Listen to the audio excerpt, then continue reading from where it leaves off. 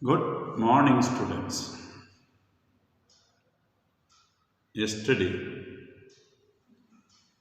we had stopped at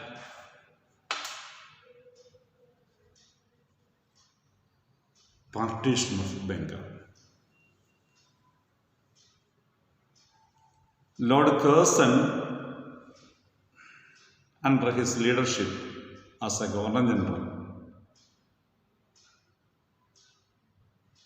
divided Bengal into East Bengal and West Bengal.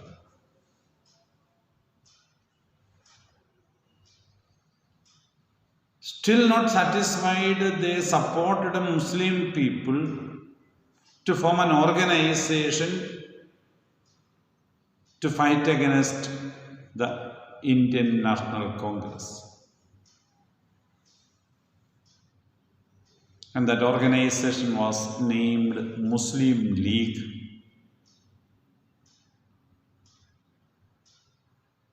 It was founded in 1906 at Dhaka.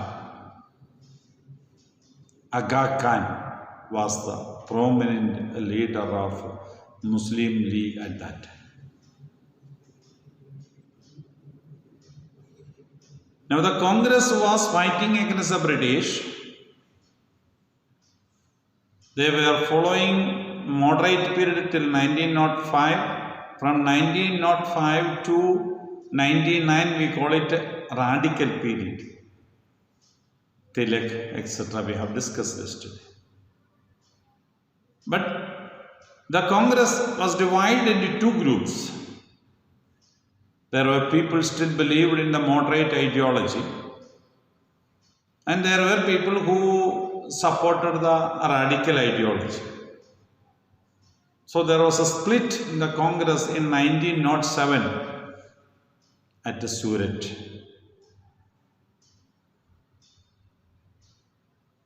At Surat session, it is told practically the members of the Congress took chair, hit each other.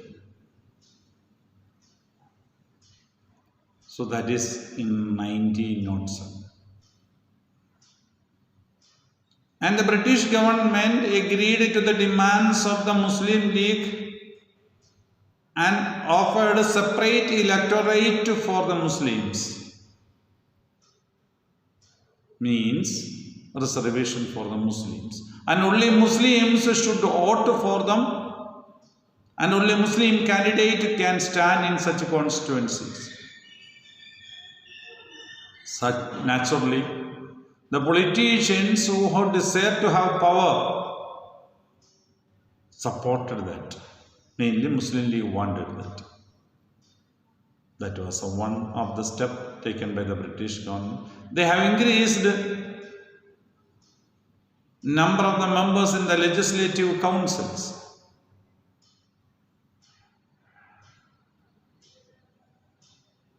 The act that was passed in 1909 is known as Minto-Morley reforms.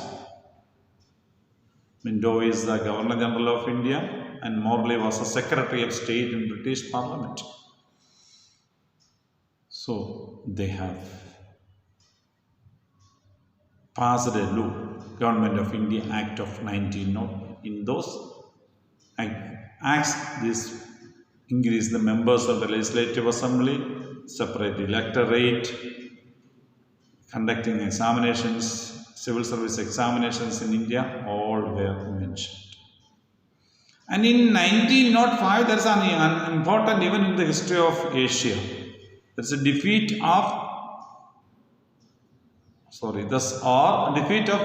Russia by the hands of Japan. Asian country Japan defeats a big and large country named Russia. That has given a boost of morale for Indian leaders. If Japan can defeat Russia, why can't we defeat Britain?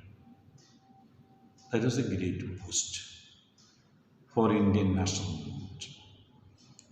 So the split has come to an end in 1915 between the moderates and the radicals. And the Congress session held at Lucknow in 1916 brought moderates and radicals together, and Muslim League agreed to support the Congress. You see the contradiction. Why? You know, First World War was going on from 1914 to 1918. In the First World War, England was fighting against Turkey. Turkish head named Caliph, he was said to be the head of the Muslims in the world. So the Muslims in India were unhappy with the British because Britain was fighting against Turkey.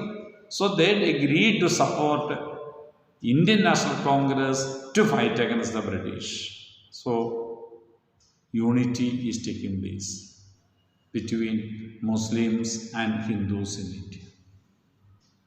So moderates and radicals have come together. Muslims also came together in Lucknow session of Congress in 1916. Thus the things are moving. First World War had brought so much economic changes. Tata company was able to produce steel and sell to Britain, and has told we can do it. We are able to make quality steel. It was not the all criteria or ability of the Europeans. So such kind of activities brought the feeling for Indians that we can do something. And First World War came to an end. And during the First World War, Germany was having a dictatorship, so Indian national leaders were supporting Britain during the fight against Germany, thinking that something would come after the war. Indian soldiers had gone to different parts of the world to fight for Britain. Thus the things were taking place. But nothing worthwhile had happened by the end of 1980. In India, people were demanding more rights. And British Parliament passed an act named Rowlatt Act. Rowlatt Act permitted British government officials or the police officials to arrest any Indian citizen without any reason and keep him in jail for 6 months minimum without even a trial. So it is an illegal law, even if it is passed by the parliament, because every human being has got a right to be produced in front of a magistrate if he is arrested, and he should be informed of the reasons of his arrest. Here a police officer can arrest any individual without having any reason and put him the blame that he is a person working against Britain. So there was a widespread protest against Britain.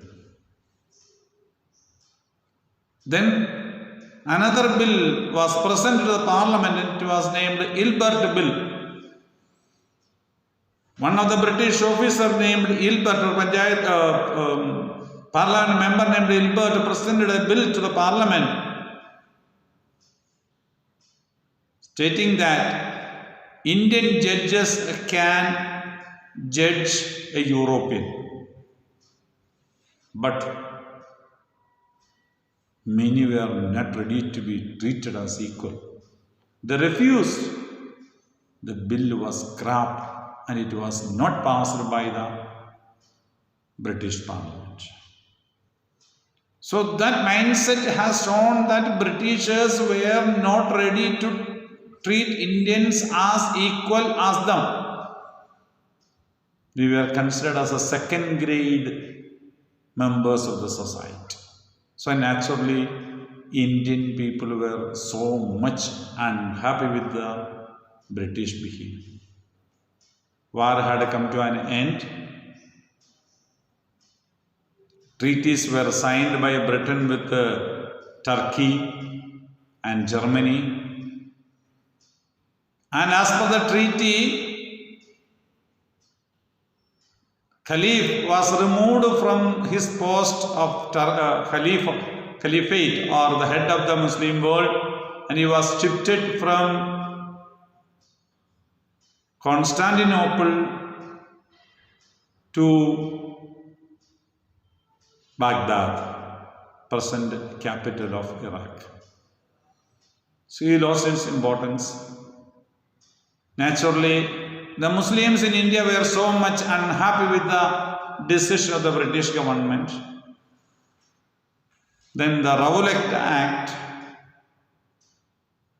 the Montagu-Chelmsford reforms presented by the British Parliament and passed, which has not done what Indian people demanded.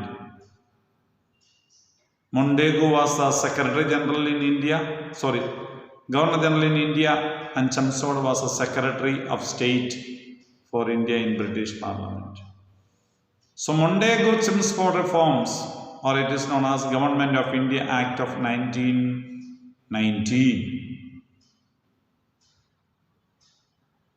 Number of the members in the Legislative Council went up. More members were given the right to vote. More members were elected to legislative councils in the states and Imperial Council in the Delhi. The members were given the permission to discuss and debate. So like that, some improvements were there in the 1919 Montagu-Chelmsford reforms, but that was not satisfactory.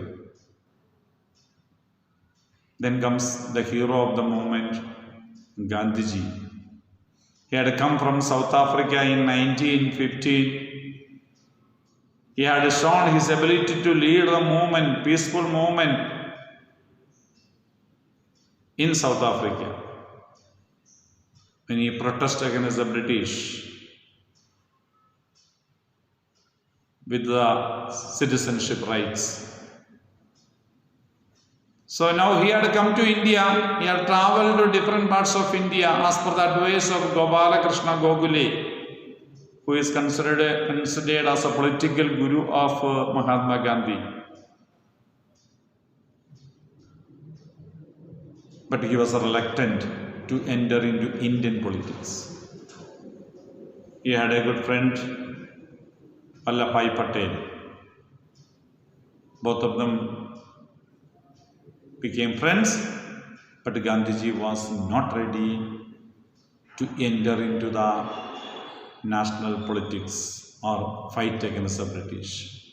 Then comes the brutal massacre at Jallianwala Bagh. The brutal massacre at Jallianwala Bagh made Gandhiji to come out against the British and do something for the nation of India. So the period of movement from 1919 to 1947, we call it a Gandhian period. Important contribution is from Mahatma Gandhi. So that is what we will see next. Gandhian movement, Gandhian period. Along with the Khilafat movement, non-cooperation movement. We will see next. Okay, thank you very much.